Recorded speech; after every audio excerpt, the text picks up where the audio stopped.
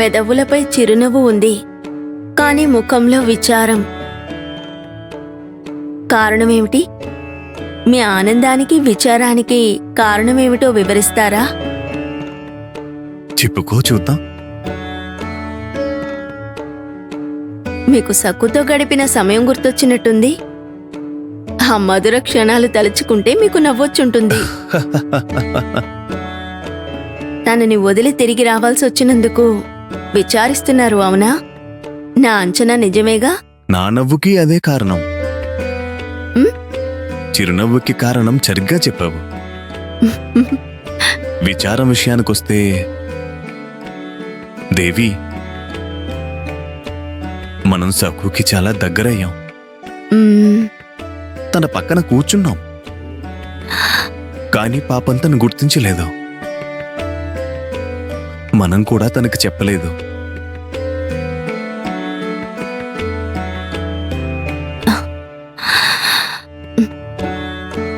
అరే, ఎక్కడికి వెళ్తున్నావు? దీనంతటికీ నేనే కారణం. అలా అని నేను అనలేదు కదా. మీరు నన్ను అనలేదు, కానీ వాస్తవానికి నా వల్లే ఇదంతా జరిగింది. చాలా నిజాయితీగా చెప్తున్నాను. నా కోపాన్ని, అలకని పోగొట్టడానికి సక్కు చాలా శ్రమపడింది. పాపం ఆమె ప్రియమైన స్నేహితుడు పాండురంగడు ఆమె వెంట ఉన్న విషయం ఆమెకి తెలియలేదు. నువ్వు తప్పు చేశావని ఎప్పుడూ అనుకోకు. అలా అనుకుంటే నేను బాధపడతాను. సరేగాని మీరెందుకు ప్రత్యక్షమై దర్శనమివ్వలేదు? సక్కు గ్రహించలేదు. గ్రహించకపోతే మీరు ఆమెకి చెప్పాలి కదా. నాతో వాదించడానికి మళ్ళీ సిద్ధమైపోయావా? మరి వాదించకపోతే మీరు సమాధానం చెప్పడం లేదు. సరే, వివరిస్తాను. నేను సకుకి ప్రత్యక్షమై దర్శనమివ్వడానికి ఇంకా చాలా సమయం ఉంది. అంటే ఆమె కష్టాల కడలికి ఎదిరిదాల్సిన పరిస్థితి వస్తుంది, అంతే కదా?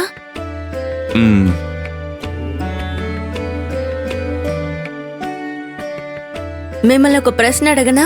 అడుగు. సుధామ బావగారికి సాయం చేసినట్టు మీరు సాయం చేసి తన కష్టాల్ని పోగొట్టొచ్చు కదా. సుధామ విషయానికొస్తే నేను వాడి ఆయుష్ మార్చాను ఒక నిర్దిష్టమైన సమయంలో. సకు ప్రయాణం ఇప్పుడే మొదలైంది. ఆమె ఇంకా చాలా దూరం ప్రయాణించాలి. సకు గాథని యుగయుగాలలో స్మరించుకుంటారు. వాళ్ళు అప్పు తీర్చబోయే ముందు అనేక సమస్యలను ఎదుర్కోవలసి ఉంటుంది. కాని భవిష్యత్తులో వాళ్ళ అపరిమితమైన భక్తిని కొనియాడతారు. శివప్ప ఇంకా ఉమా సకు అమ్మా నాన్నలుగా అజరామరులవుతారు. ఈ లోకం నన్ను సకు స్నేహితుడిగా గుర్తిస్తుంది.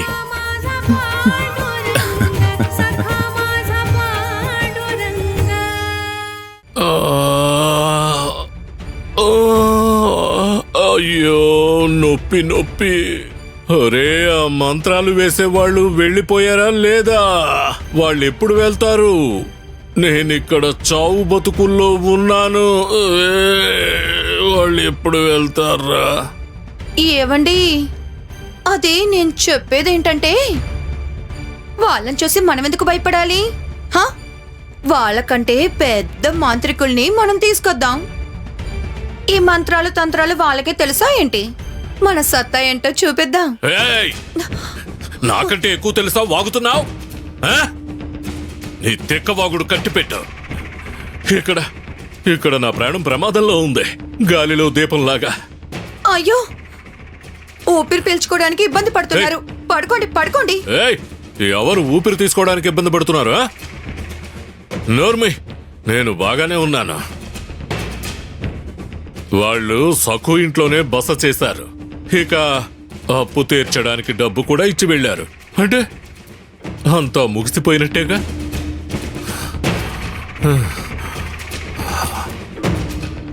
ఒసే తిక్క మేడమా, వాళ్ళకి మాయలు మంత్రాలు వచ్చు. నాకు సకుకి పెళ్లి జరగకుండా వాళ్ళు అడ్డుపడతారే. నీ మట్టి బుర్రకు అర్థమవుతుందా లేదా? నాకు కావాల్సింది కూడా అదే. అయ్యో, అలా అంటారా? నాకన్ని తెలివితేటలు ఎక్కడున్నాయండి? వాళ్ళు ఉండకూడదు. ఖచ్చితంగా వాళ్ళు ఇక్కడి నుంచి వెళ్ళిపోవాల్సిందే. అయ్యగారు అయ్యగారు వెళ్ళిపోయారు, అయ్యగారు వెళ్ళిపోయారు, అయ్యగారు వెళ్ళిపోయారు. నువ్వు నా చావు కోసమే ఎదురు చూస్తున్నావురా. ఎంత త్వరగా నేను పరలోకానికి వెళ్ళను. నేను నవకోటి నరోత్తమునిరా. అయ్యో అయ్యగారు, మిమ్మల్ని అనేంతటి వాడినా? మంత్రాలు వేసే ఆ మొగుడు బిళ్ళాలు వెళ్ళిపోయారు. వెళ్ళిపోయారు. నిజంగానే వెళ్ళిపోయారా? సరిగ్గా చెప్పు. చెప్తా. మంత్రాలు వేసే ఆ మొగుడు బిళ్ళాలు వెళ్ళిపోయారు. వెళ్ళిపోయారు. వాళ్ళు వెళ్ళిపోయారు.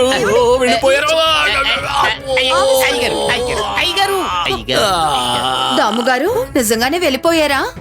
లేదంటే వాళ్ళు అదృశ్యమయ్యారా? వాళ్ళిద్దరికి మంత్రాలు వచ్చు కదా. అయ్యో, నా 2 కళ్ళతో చూశాను. ఆ శుభవార్త మీ చెవిని వేద్దామనే వచ్చాను. అయితే నువ్వు ఒక పని చెయ్యి. మళ్ళీ వచ్చిన దారిలోనే వెళ్ళు. ఆ శివప్పకి నవమి లోపు అప్పు తీర్చాలని గుర్తు చేసి రా. వాళ్ళ ఇల్లు స్వాధీనం చేసుకుంటామని చెప్పు. గట్టిగా బెదిరించు. నేను బెదిరించినట్టు బెదిరించాలి. నీ వెంట మన వాళ్ళని 4-5 తీసుకెళ్ళు. వాళ్ళని ఊపిరాడను కూడా. అయ్యగారు, ఆ మంత్రగాళ్ళు వెళ్ళిపోయారనే శుభవార్త వినగానే మీ మొహం కళకళలాడుతోంది. మీ మొహం ఎప్పుడు ఇలాగే వెలిగిపోతూ ఉండాలి, మహారాజులాగా. రోజు మీరు ఇలాగే ఉండాలి అయ్యగారు. సోది ఆపి వెళ్ళరా. ఇదిగో వెళ్తున్నా.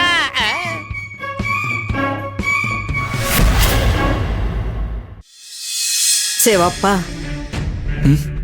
ఇచ్చిన గడువులోపు మనం అప్పు తీర్చకపోతే ఎలాంటి పరిస్థితి ఎదురవుతుందో నీకు గుర్తుంది కదా. నువ్వు మర్చిపోయినా దుష్టుడైన ఆ జమీందారు ఎంత మాత్రం మర్చిపోడు. నవమి లోపు మీరు వడ్డీతో సహా అప్పు తీర్చాలి. మీరు గనక అప్పు తీర్చలేకపోతే మీ ఇంటిని జప్తు చేస్తాను. గుర్తుందమ్మా, నేను మర్చిపోలేదు.